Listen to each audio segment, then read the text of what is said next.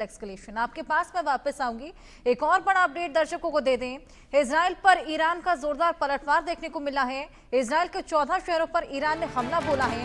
Iran के attack में Israel को खासा नुकसान भी हुआ है। तेल अवीव, हाइफा और यरूशलेम पे ये अटैक देखने को मिला है। 14 शहर ऐसे जहां पर ईरान ने हमला बोल दिया है। रिटेलिएशन की स्थिति और इसी बीच जिस तरीके से डोनाल्ड ट्रंप दावा करते हुए नजर आए थे कि जो हमने अब किए हैं न्यूक्लियर साइट्स पे, उसके बाद शांति का माहौल बनेगा, लेकिन अब ईरान और साथ ही खामनेई बेहद ज्यादा आक्रोश में है और उसी का खामियाजा आप देखिए। जिस तरीके से 14 शहर जिन पर ये अटैक, ये 5 तस्वीरें दिखा रही है किस तरीके से अटैक्स का सिलसिला शुरू हुआ है। हाइफा पर अटैक हुआ, तेल अवीव पर हमला बोला गया है, खैबर मिसाइल दागी गई है। साथ ही खैबर मिसाइल दागने के साथ ही इसकी वीडियो भी जारी की गई। दमखम दिखाने की यहाँ पूरी कोशिशें। ईरान का फोर्डो जिस पर हमला हुआ था, वही परमाणु ठिकाने जो कि तबाह हुए हैं।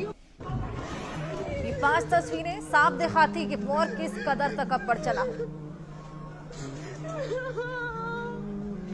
ये तमाम अटैक्स और उनकी तस्वीरें। वहीं ईरान की परमाणु अप्रसार संधि से निकलने की भी चेतावनी सामने आई है। ईरानी संसद की विदेश नीति समिति के अध्यक्ष का ये बयान, अनुच्छेद 10 के तहत एनपीटी से निकलने का अधिकार है।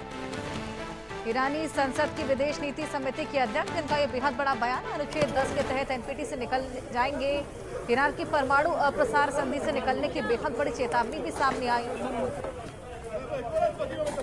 बड़े मायने इस पूरी चेतावनी के निकाले जा रहे हैं।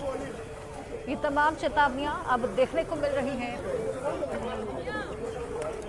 ये युद्ध अब विश्व युद्ध की तरफ बढ़ता चला जा रहा है। वहीं अमेरिकी B-2 बॉम्बर, एटमी सर्वनाश, क्या कुछ इसकी ताकतें हैं, आइए ये भी बताने की कोशिश करें। शक्तिशाली हथियार है, ईरान पर इसने घातक प्रहार किया है।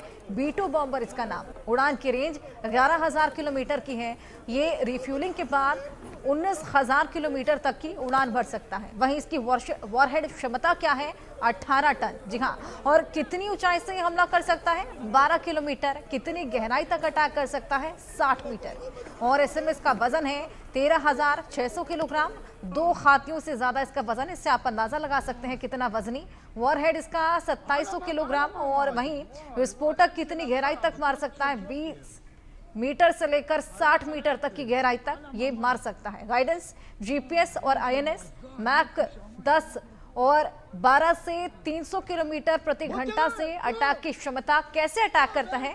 जमीन के अंदर जाकर ये विस्फोट करता है, जिससे तगड़ा प्रहार करने में सक्षम साबित होता है। टॉम हॉक मिसाइल की भी बात कर लेते हैं। ये कहां तक हमला करती है?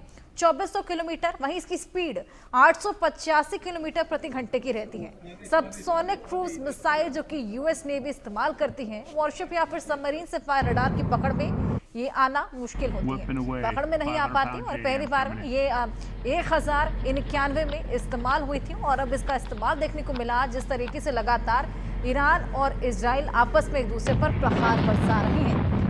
अजय हमारे सहयोगी लगातार हमारे साथ जुड़े हैं, उनके पास वापस लौटेंगे। अजय, अब आपको क्या लगता है किस तरीके से क्या कंक्लूजन इस पूरे वॉर का रहेगा? डायलॉग की स्थिति उत्पन्न होगी, कोई हस्तक्षेप होगा, या फिर विश्व भर में जिस तरीके से अब कहीं ना कहीं इस पूरे युद्ध की वजह से खामियाजा भुगतना पड़ेगा, तो अब क्या और भी देश सामने आएंगे शांति बहाली को लेकर? देखिए, लग नहीं रहा अभी। देखिए, शांति बहाली की बात को लेकर अगर आप देखें तो ईरान जो है वो सुनने को तैयार नहीं है। इजराइल की तरफ से, अमेरिका की तरफ से कहा गया है कि शांति स्थापित हो जाए, मगर ईरान जो है वो शांति स्थापित नहीं करना चाहता। और खासतौर पे अब जब चीन और रशिया जैसे देशों ने ईरान के साथ खड़े होने की बात कही हो, तो उसके बाद तो बिल्कुल भी नहीं।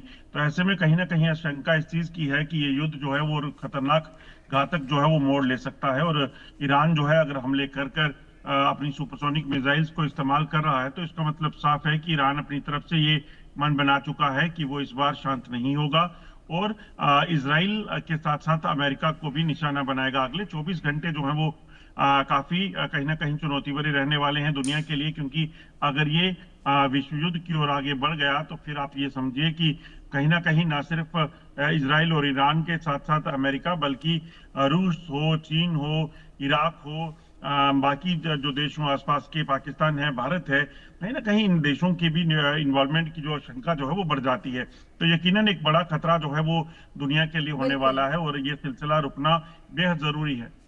अजय, अमेरिका को क्या फायदा है? अमेरिका जिस तरीके से लगातार इजरायल को बैक तो कर ही रहा है, लेकिन कहीं ना कहीं अब ये लगने लगा है कि अमेरिका और ईरान का युद्ध है। जिस तरीके से लगातार हस्तक्षेप ट्रंप कर रहे हैं, यहां तक कि हमले भी बोल रहे हैं। देखिए, ईरान जिस तरीके से लगातार यूरेनियम इकट्ठा कर रहा था, जिस तरीके से उसके साइंटिस्ट जो है वो रिसर्च में लगे थे, तो इस चीज को माना जा रहा है कि ईरान कहीं ना कहीं परमाणु बम बनाने की पूरी तैयारी में था। और इसी के इनपुट के बाद अमेरिका और इजराइल ने ये ठाना कि वो ईरान पर हमला करेंगे। ईरान पर इजराइल के हमले के बाद सीधी जानकारी पहले अमेरिका को मिली। अमेरिका की तरफ से ट्रंप को हर जो अपडेट थी उसको दिया जा रहा था। तो इसका मतलब साफ है कि अमेरिका इस चीज के हक में था। और अगर आप देखें तो इजराइल हमले के बाद ट्रंप ने ये कहा था कि शांति बहाली होनी चाहिए, मगर उसने ये भी कहा था कि ये जो हमला हुआ है, इराक ने अच्छा हमला किया है, यानी कि न्यूक्लियर फैसिलिटीज को जो ध्वस्त किया है वो अच्छी बात है। तो यकीनन अमेरिका को ये लगता है कि अगर ईरान न्यूक्लियर पावर हो जाता है तो आने वाले समय में कहीं ना कहीं खतरा जो है वो अमेरिका के लिए और इजराइल और बाकी जो देशों के लिए हो सकता है। अमेरिका सिर्फ अपने खतरे को जो है देख रहा था, क्योंकि उसे पता है रशिया की बात की जाए, चीन की बात की जाए, तो ये वो बड़े देश हैं जो अब परमाणु जो पावर बन चुके हैं और उनके लिए अमेरिका के लिए एक बड़ा खतरा है। वरना अमेरिका तो एक सुपर पावर अपने आप को समझता था। मगर अब एक और देश अगर यहाँ पर इस तरह से परमाणु बना लेता है तो रूस के साथ साथ चीन और एक बार ईरान जो है वो कहीं ना कहीं एक बड़ा खतरा जो है अमेरिका से समझता है। तो इसी चीज को लेकर कहीं ना कहीं ये जो सिलसिला है हमलों का वो तेज हुआ और उसके बाद अमेरिका की एंट्री हुई।